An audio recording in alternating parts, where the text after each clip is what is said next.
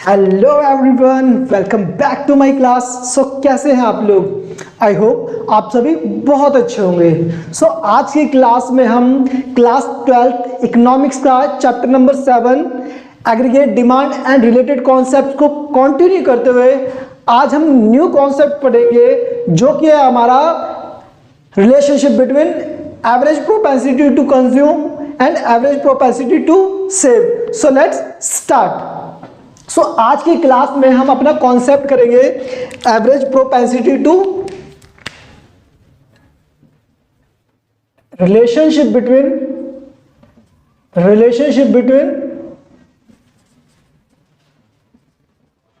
APC and APS. आपको पता है एपीसी मीन्स क्या? एवरेज प्रोपेंसिटी टू कंज्यूम, और एपीएस का मतलब क्या? Average propensity to save. सबसे पहले हम सबको पता है इसका रिलेशन के बारे में।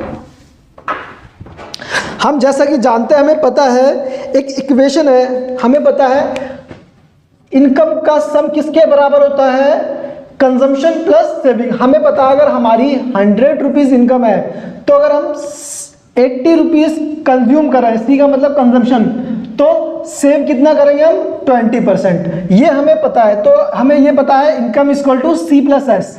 अब हम क्या करते हैं? Divide both side by Y.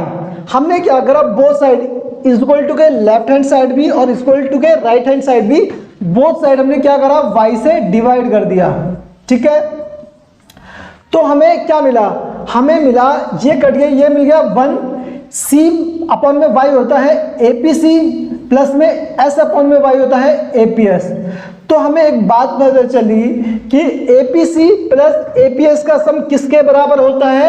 1 के बराबर होता है।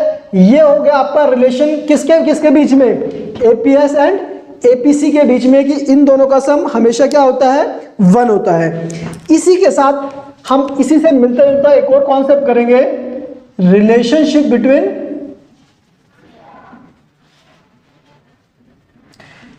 एमपीसी, ठीक है, एंड एमपीएस। ये पढ़ेंगे हम एमपीसी एंड एमपीएस। अब हमें एक और इक्वेशन सेम मिलती जुलती हमें पता है, जितना भी इनकम में चेंज होगा वो किसके चेंज के सम के बराबर होगा? सी कंजम्पशन के और सेविंग के। मैं आपको इसको डायग्राम में समझाता हूं। जैसे मान लो आपकी इनकम ये थी, आपकी इनकम 0, 100, 200, 300, ठीक है। कंजम्पशन थी आपकी 40, 120, 200, 280। तो सेविंग कितनी हो गई? -40, -20, 0, 20, ठीक है। अब हम देखते हैं एक चीज इसके अंदर, अब चेक करते हैं अगर हमने इनकम में कितने का चेंज करा। अब आप ध्यान से देखो, अगर आपने इनकम में 100 रुपए का चेंज करा, कितने का चेंज करा? 100 रुपए का चेंज करा। तो कंजम्पशन में कितने का चेंज आया? कंजम्पशन में आया चेंज कितने का? 20 का। और 80 का, 40 में 80 जोड़ा तभी तो 120 हुआ। और सेविंग में कितने का चेंज आया? 20 का चेंज। मतलब इन दोनों का चेंज किसके चेंज के बराबर होगा? इनकम का चेंज के बराबर होगा। तो यही मैंने लिखाया है, इनकम का चेंज इन दोनों के चेंज के बराबर है। अगर इनकम में 100 का चेंज हुआ है, तो अगर आपने 80 रुपए खर्चे में बढ़ा दी तो आपकी सेविंग 20 रुपए ही हो पाएगी। आई होप ये आपको समझ में आ रहा होगा। सो अब क्या होगा?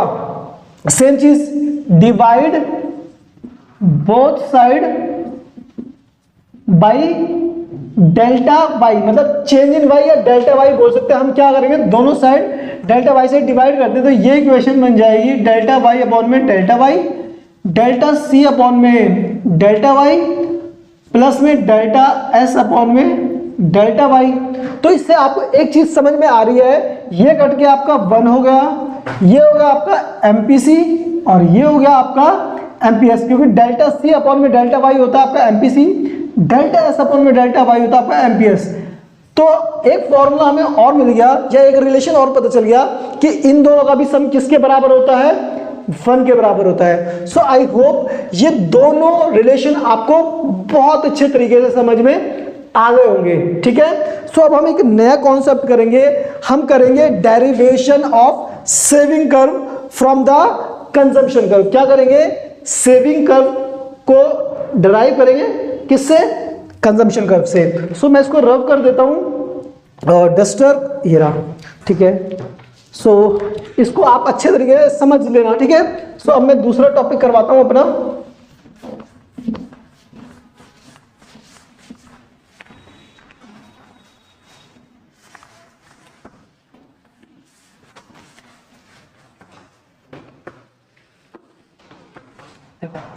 चलो, सो अब हम करेंगे हमारा कॉन्सेप्ट नंबर 2, जो कि हमारा derivation of saving curve from consumption curve. Consumption curve की हेल्प से हम क्या करेंगे, अपना सेविंग कर्व निकालेंगे। इसके लिए भी हम सबसे पहले डायग्राम की थ्रू से, हम डायग्राम की हेल्प से हम इसको करते हैं। जैसे सबसे पहले हमने बनाया, यहां पर हम बनाएंगे कंजम्पशन, ठीक है। यहां पर यह है कंजम्पशन, और दूसरा डायग्राम हमने बनाया सेविंग कर्व का, किसका, सेविंग का। तो आपको पता है ये होता है हमारा एक्स एक्सिस, ये होता है हमारा वाई एक्सिस, ये होता है 0 0, ठीक है जी, ओके। सो आपको पता है हमेशा इनकम 0 से स्टार्ट होती है और 45 डिग्री का एंगल बनाकर ये इनकम बढ़ती है आपका, ठीक है। मगर जो आपका कंजम्पशन होता है वो ऊपर के लेवल से होता है, कभी भी कंजम्पशन आपका 0 नहीं होगा, वो कुछ ना कुछ होगा, जिसको क्या बोलते हैं हम, ऑटोनोमस कंजम्पशन। तो यहां पर एक पॉइंट होगा जहां पर कंजम्पशन किसके बराबर होगा, इनकम के बराबर होगा। यहीं पर जब आपका कंजम्पशन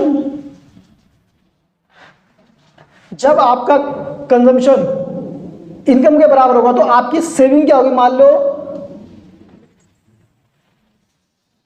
सेविंग, देखो जब आपका कंजम्पशन, मान लो 200 आपकी इनकम थी, 200 रुपए आपने कंज्यूम कर लिए, 200 रुपए क्या खर्च कर लिए, तो सेविंग क्या हो जाएगी आपकी, सेविंग हो गई आपकी 0। तो ये कंजम्पशन कर्व से ही तो ड्राइव हुआ, जहां पर कंजम्पशन आपकी इनकम के बराबर होती है वहीं आपका सेविंग क्या होता है, 0। और आपको पता है जो ये वाला पार्ट है, मतलब यहां पर क्या है, यहां पर आपकी कंजम्पशन ज्यादा है और इनकम कम है, ठीक है। और जो आपका ये वाला पार्ट है, इस वाले पार्ट में क्या है, आपकी इनकम ज्यादा है, कंजम्पशन कर्व है। तो जहां पर जिस लेवल पर कंजम्पशन ज्यादा है, इनकम कम है, तो इसको कहते हैं डिस सेविंग। क्या कहेंगे इसको, डिस सेविंग। और जो पार्ट हमारा, इसको कहते हैं ब्रेक इवन पॉइंट। ये कौन सा पॉइंट है, ब्रेक इवन पॉइंट, जहां पर क्या है, सेविंग आपकी 0 है और ये वाला पार्ट क्या है आपका, सेविंग। क्यों सेविंग है, क्योंकि आपकी इनकम ज्यादा है और कंजम्पशन कम है। तो इसी टॉपिक को हम कहते हैं derivation of saving curve from the consumption curve. मतलब कंजम्पशन कर्व की हेल्प से हम क्या कर रहे हैं, सेविंग कर्व ड्रॉ कर रहे हैं। सो ये बहुत ही इजी कॉन्सेप्ट था। आई होप आपको ये कॉन्सेप्ट भी अच्छे तरीके से समझ में आ गया होगा। सो वेरी गुड, वीडियो पूरी देखना। अब हम अपना नेक्स्ट टॉपिक करेंगे, जो कि हमारा होने वाला है एक्स एंटे सेविंग। एक्स एंटे सेविंग, आप नाम थोड़ा आपको अजीब सा लगेगा, x एंटे saving, x एंटे investment, x post. मैं आपको पहले इनके नाम लिखवाता हूं, फिर मैं आपको समझाता हूं ये होते क्या है। सबसे पहले हम देखते हैं, हमारे पास आएगा नाम एक्स एंटे सेविंग, ठीक है। इसके लिए हम जगह छोड़ते हैं, इसको लिखेंगे। फिर दूसरा होगा हमारे पास एक्स एंटे इन्वेस्टमेंट, ठीक है। फिर हम यहां पर अपना थर्ड पार्ट करेंगे, थर्ड पार्ट होगा एक्स पोस्ट सेविंग। फिर हम अपना पार्ट करेंगे एक्स पोस्ट इन्वेस्टमेंट। अब इसको पहले समझते हैं, फिर इसको एक एक करके लिखेंगे। देखो, एक्स एंटे सेविंग वो सेविंग होती है जो हाउस होल्ड ने प्लान किया होता है कि इस इनकम पर हम इतना सेव करेंगे। मतलब अलग अलग लेवल पे हाउस होल्ड ने जितना सोचा है कि हम इतना प्लान, मतलब जितना प्लान करा है कि हम इतना सेव करेंगे, उस सेविंग को बोला जाता है कौन सी सेविंग? X एंटे saving. जैसे फॉर एग्जांपल मैं ए हाउस होल्ड हूँ, मेरी इनकम 20,000 है, 20,000 पे मैंने सोचा मैं 5,000 सेविंग करूंगा। मैंने प्लान करा है कि अगर मेरी इनकम 20,000 होगी तो मैं उस पर 5,000 सेविंग करूंगा। इसको कहते हैं एक्स एंटे सेविंग। अब बात करते हैं एक्स पोस्ट सेविंग। जितना एक्चुअल में से हुआ, मान लो मैंने प्लान तो करा था 5,000, 20,000 की इनकम में 5,000 का प्लान करा था सेव करेगा, बट एक्चुअल में मेरी सेविंग हुई 3,000 की, तो इसको बोला जाता है एक्स पोस्ट सेविंग। यहां बोला था हमने कितना प्लान करा हाउस होल्ड ने, और यहाँ पे एक्चुअल में कितना रियलाइज हुआ सेविंग, उसको कहते हैं एक्स पोस्ट सेविंग। सेम आ जाओ एक्स एंटे इन्वेस्टमेंट। जितना फर्म ने प्लान किया कि हम इतना इन्वेस्टमेंट करेंगे, यहां पर प्लान करेगा इन्वेस्टमेंट कि अगर मेरा इतना मैं इतना क्या करूंगा, इन्वेस्टमेंट करूंगा, प्लान कर रहा है यहां पर। बट यहां पर जो एक्चुअल में इन्वेस्टमेंट करेगा, एक्चुअल में प्लान करा था मैं इसमें 100 करोड़ का इन्वेस्टमेंट करूंगा फर्म ने, बट यहां पर कर पाया कितना, 50 करोड़ का इन्वेस्टमेंट। तो जो प्लान करा इन्वेस्टमेंट उसको कहते हैं एक्स एंटे इन्वेस्टमेंट, और जितना एक्चुअल में इन्वेस्ट करा उसको कहते हैं x post investment. So I hope ये आपको समझ में आ गया होगा। अब मैं इसको लिखवा देता हूं तो आपको बेटर अंडरस्टैंडिंग हो जाएगी। सो मेरे साथ आप बड़े ध्यान से देखेंगे। एक्स एंटे सेविंग का हम बोलेंगे it refers to the amount of saving which household plan to save at different level of income in economy, in the economy। Economy के अंदर अलग अलग इनकम पर, अलग अलग लेवल ऑफ इनकम पर हम जितना भी प्लान करते हैं कि 20,000 हो गया तो 5,000 की सेविंग होगी, 50,000 हुआ तो 15,000 की सेविंग होगी। तो ये अलग अलग लेवल पे अलग अलग की सेविंग का प्लान करना ही क्या होता है, एक्स एंटे सेविंग। अब आती है एक्स एंटे इन्वेस्टमेंट। इसको बोलेंगे it refers to amount of investment. ये अमाउंट, ये इन्वेस्टमेंट का वो अमाउंट होता है विच फर्म्स प्लान करेंगी, plans to invest at different level of income in the economy. मेरी मान लो इनकम हुई है 1 लाख की, मैंने उसके अंदर से प्लान करा है अगर मेरी 1 लाख की इनकम हुई तो मैं अपना 50,000 तो मैं इन्वेस्ट करूंगा। मैंने प्लान करा है अगर मेरी इनकम 1 लाख होगी तो ये फर्म की बात कर रहा है हमेशा किसकी, अगर फर्म की इनकम हुई या तो कम अमाउंट है, फर्म की इनकम ज्यादा होगी। मान लो फर्म की इनकम 1 करोड़ हुई है तो 1 करोड़ में से अगर वो 50,000 प्लान करता है कि 50 लाख इन्वेस्ट करेगा तो उसको कहते हैं एक्स एंटे इन्वेस्टमेंट। अब बात करते हैं हम अपने एक्स पोस्ट सेविंग की। हम बात करते हैं इट रेफर्स टू द कौन सा, इट रेफर्स टू एक्चुअल और रियलाइज्ड। किसकी बात कर रहा है, एक्चुअल क्या, realised saving in an economy during a year. ध्यान से देखना क्या कर रहा है, इट रेफर्स टू एक्चुअल और realise saving in an economy during a year. जितनी वो एक्चुअल में कर पाया हाउस होल्ड सेविंग, एक्चुअल में कितनी कर पाया, उसको कहते हैं एक्स पोस्ट सेविंग। अब हम बात करेंगे एक्स पोस्ट इन्वेस्टमेंट की। It refers to the realised और actual investment in an economy during in an economy during a year, जितना एक्चुअल में इन्वेस्टमेंट कितना करा इनकम पर, उसको कहते हैं क्या, एक्सपोस्ट इन्वेस्टमेंट। अगर उसको सीधा सीधा देखा जाए तो एक्स एंटे सेविंग या इन्वेस्टमेंट होता है, जितना हमने प्लान किया कि इतना सेव करेंगे इन्वेस्ट करेंगे, एक्चुअल में जितना हुआ उसको कहते हैं एक्सपोस्ट सेविंग या ex post investment. So I hope ये टॉपिक भी आपको बहुत अच्छे तरीके से क्लियर हो गया होगा। अब हम कुछ चीजें पढ़ेंगे, फुल एम्प्लॉयमेंट, स्ट्रक्चरल अनएम्प्लॉयमेंट, और उसके बाद हमारा होगा फ्रिक्शनल अनएम्प्लॉयमेंट, देन हमारे पास होगा इनवॉलंटरी अनएम्प्लॉयमेंट। छोटे छोटे टॉपिक करके हम इस चैप्टर को अपने कवर कर देंगे। So keep watching this video. So अब मैं इसको मिटाकर हम करेंगे हमारे पास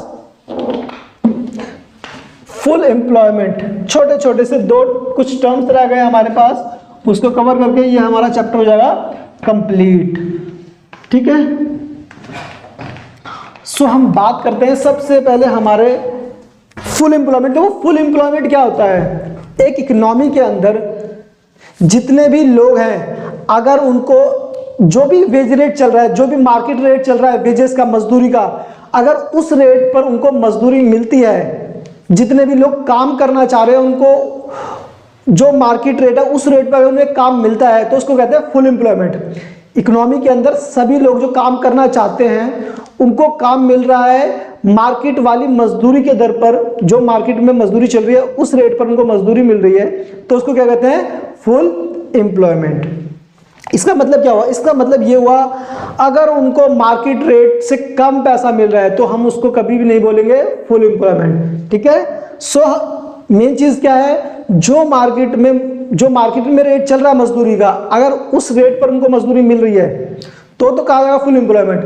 अगर या तो नहीं मिल रही है या कम मिल रही है तो उस सिचुएशन को फुल एम्प्लॉयमेंट नहीं बोला जाएगा। सो अब हम इसको लिखते हैं, फुल एम्प्लॉयमेंट क्या होता है, तो हम बात करेंगे हमारे पास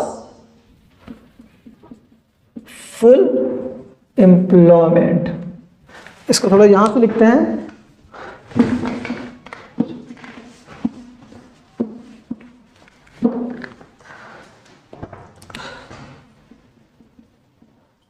फुल एम्प्लॉयमेंट। सो हमने बात करी फुल एम्प्लॉयमेंट क्या होता है। फुल एम्प्लॉयमेंट होता है, हम बात करें, it refers to a situation in which all the people who are willing and able to work at the existing wage rate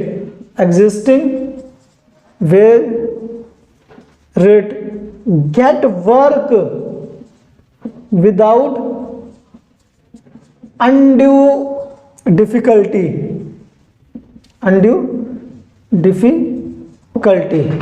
मतलब जिस कह रहा है, ये वो सिचुएशन होती है जब सभी which all the people who are willing and able to work at the existing wage rate get work without undue difficulty. मतलब इकोनॉमी के अंदर उन सभी पर्सन्स को जो काम करना चाहते हैं और वो काम करने के विलिंग, उनके अंदर कैपेबिलिटी भी है, मार्केट रेट पर उनको काम मिल रहा है, तो वो सिचुएशन मानी जाएगी फुल एम्प्लॉयमेंट की। अब इसके अंदर अगर हम दो पार्ट करें तो हमारे पास आता है फ्रिक्शनल अनएम्प्लॉयमेंट। हमारे पास एक टॉपिक आता है frictional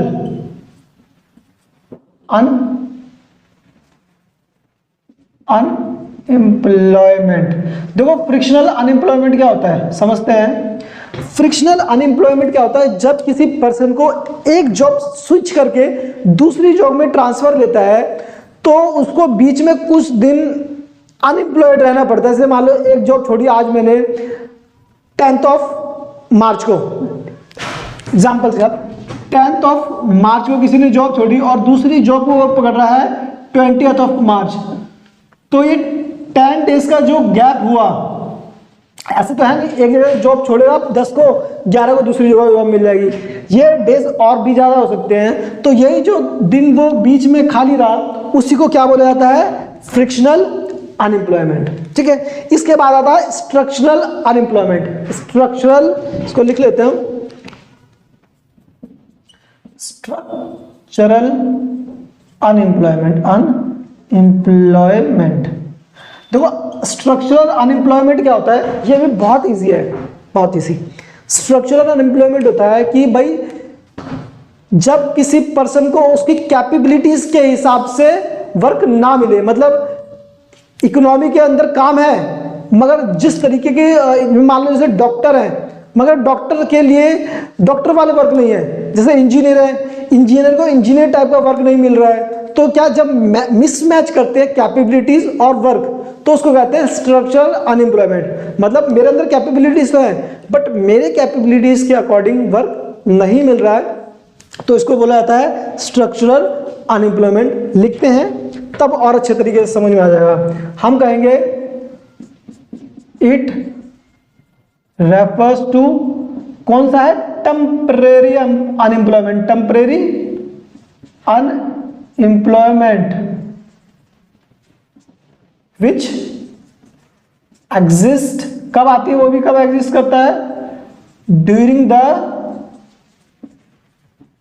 period of worker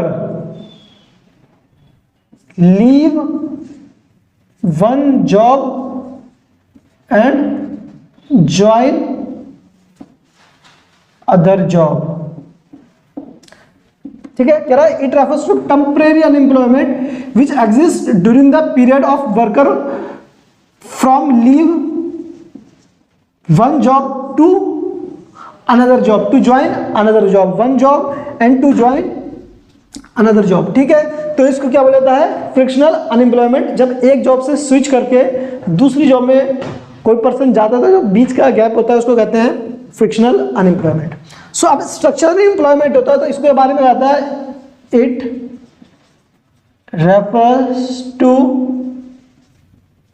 unemployment in which people remain unemployed due to, किसकी वजह से, mismatch between unemployment, due to mismatch between unemployed person and the demand for specific type of job, specific type of work। मतलब जिस type का work चाहिए उस type का employment नहीं है, तो जब ये सिचुएशन होगी तो इसको बोला जाता है स्ट्रक्चरल अनएम्प्लॉयमेंट। मतलब वर्क है बट जिस टाइप का वर्क चाहिए, जिस टाइप का वर्क है उस टाइप का हमारे पास एम्प्लॉयमेंट नहीं है, तो इसको कहा जाएगा स्ट्रक्चरल अनएम्प्लॉयमेंट। ठीक है, सो अब हम एक लास्ट टॉपिक और करके इसको खत्म करते हैं, इनवॉलेंटरी अनएम्प्लॉयमेंट। इनवॉलेंटरी अनएम्प्लॉयमेंट होता है कि मैं खुद काम नहीं करना चाहता, काम तो मिल रहा है बट मैं काम नहीं करना चाहता मार्केट रेट पर, तो इसको बोला जाता है इनवॉलेंटरी अनएम्प्लॉयमेंट। ठीक है, सो यहां पर इस टॉपिक को कवर करते हैं हम। ध्यान से देखेंगे हमने क्या बात करी, इनवॉलेंटरी अनएम्प्लॉयमेंट।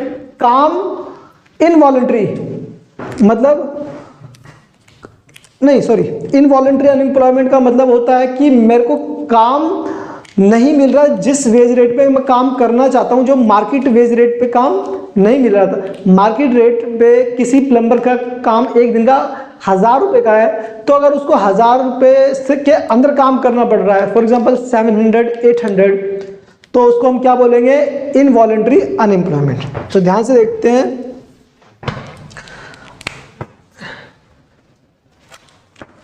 सो इनवॉलेंटरी अनएम्प्लॉयमेंट क्या होता है, हमने देखा, इसको लिखने की जरूरत नहीं है क्योंकि ये टॉपिक हमारा नहीं आता, बस ये समझने के लिए कर लेते हैं। ठीक है, तो दोबारा से समझ लेते हैं इनवॉलेंटरी अनएम्प्लॉयमेंट क्या होता है। इनवॉलेंटरी का, जो वॉलेंटरी का होता है मन के मुताबिक, इनवॉलंटरी होता है मन के मुताबिक नहीं, मतलब मैं काम करना चाहता हूँ बट मुझे मार्केट रेट पर काम नहीं मिल रहा, तो उसको क्या बोला जाता है, इनवॉलंटरी अनएम्प्लॉयमेंट। सो आज की क्लास में हम अपने पूरे चैप्टर नंबर 7 को कंप्लीट करते हैं।